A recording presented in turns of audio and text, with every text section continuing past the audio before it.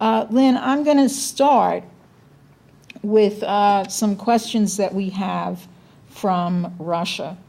The first question comes from the deputy editor of the Russian publication Zavtra, and his first question is this. Mr. LaRouche, concerning the removal of Larry Summers and another 4 of Obama's top officials, I must ask you what's up with this? What's the reason and what forces are behind these decisions? Can they be construed to be moves in a positive direction? Well, the term positive direction is a debatable one. Not because the removal of them is not nice. It is nice. But as a matter of fact, it's insufficient is the problem. But we're in a process. We have to understand globally. I think the point is, the tendency has always been to try to interpret a factor inside a process as affecting the process rather than trying to look from the top down at the process as a whole. We're now in a situation where factors, local factors, or specific factors in government or in economic processes really do not determine the course of history. You have to take it from the top down. What you're dealing with is a period in which all significant developments are systemic. They are not local. They are not particular. They're systemic. Like the NOAPA project. NOAPA is a systemic project.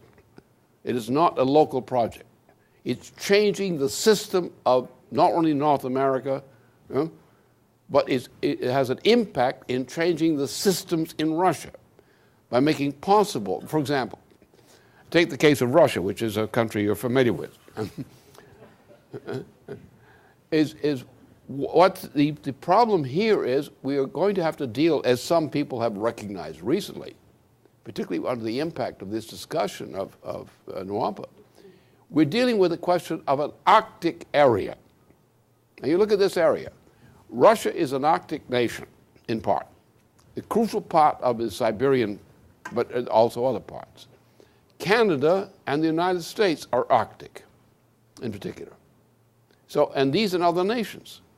So this area of the Arctic is very special on this planet. The North Pole is a very important area for this planet as a whole. You take the Aurora Borealis. It shows that the concentration of electromagnetic processes which affect the Earth in terms of the sun have a very special attraction for this area of the Arctic. So therefore, we are now in a situation where we have to deal with this as a common concern. We also have, as nations, the concern that what is happening in China is a threatened crisis which threatens us all. Not because of China, but because the crisis would affect us all. India, similarly, may seem like a less imperiled area, but nonetheless it is. It's got a lot of poor people there. And it's a costly thing. There's no remedy at present for the amount of poverty in India without some changes globally. We're also dealing with all kinds of things, various kinds of threats. So we have to think in global terms. We have to think in terms of total systems on the way down. And NOAPA merely typifies that. For example, you can do nothing in Africa unless you're willing to act globally. You're not operating on the scale of looking at this Sahara, this desert, which creeping desert. If you don't look at some of these other problems, you're not doing anything. So therefore, we have to think in systemic terms, not local terms, and not local factors. So what has happened now is globally. What has happened is a general breakdown crisis of the entire world system. That includes an internal breakdown crisis of the United States. As I speak to you today, we're looking at the disintegration, sudden disintegration of the entire U.S. economy, which can occur at any time. This disintegration is admittedly caused largely by deliberate intention of the British Empire. by the Inter-Alpha Group, which has been the biggest orchestration factor in trying to destroy the U.S. economy. But nonetheless, the effect is global. And if we don't fix this problem, if we let the United States go under Jack Rothschild's Inter-Alpha Group, the Imperial Inter-Alpha Group, which controls 70% of the world's financial activities. 70% of the world's banking is controlled by the Inter-Alpha Group. So therefore, if we don't deal with these things, we're stuck. So again, top down. Now, what's happened, of course, is the breakdown of the Obama administration. The Obama administration, which was created by the British Empire, is now being destroyed by the British Empire. By the policies which the British, through Obama, are imposing upon the United States, is the cause of that U.S. crisis. So therefore, if we cannot, in the United States, have a top-down change in the presidency of the United States and the behavior of the Congress, the entire world is going into a general breakdown crisis which will last as a dark age for at least 3 generations. So what has happened to poor Summers, who's actually something else, he's not a season of the earth. What's happened to Summers and Company is only significant in the sense that it's bad news. Not bad news in the sense that they're going. They should be gone a long time ago. They shouldn't have been there in the first place. But they're going away in this fashion is not necessarily a sign of good weather. It's a sign of a breakdown of this administration. Now, if you have a breakdown of the government, of any leading power on this planet, with the present world financial economic crisis, you have a threat to the existence of the entire planet. And therefore, that's the way you have to look at it.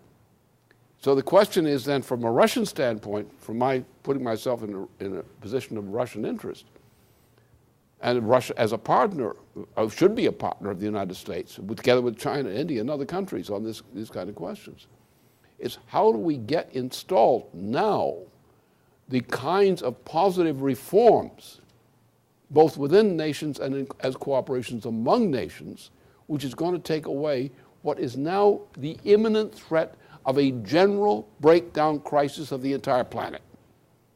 You can have by Christmas time of this year, both U.S. Christmas and Russian Christmas, you can have a common interest collapse of the world system.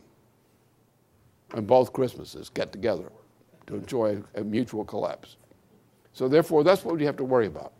What is needed is the positive steps of sweeping reforms which will get us out of this mess. Now, the problem here is that there is no actual development. What is called development is not development, because development has to be net development.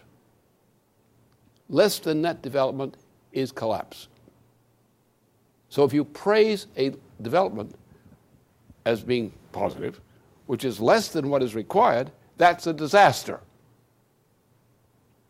And therefore the question is bringing together quickly, more quickly, on a most accelerated basis, for, say, Russia, the idea of bringing together Russia, China, the United States, and other countries now as a pilot agreement on measures of physical economic action to save this planet is what the important issue is. And every particular development should be today looked at from that standpoint of this. What is the importance of a particular development in what it represents, either as something positive or negative, or a provocation to recognize what is the measure we must take in order to prevent a non-rushing present disaster.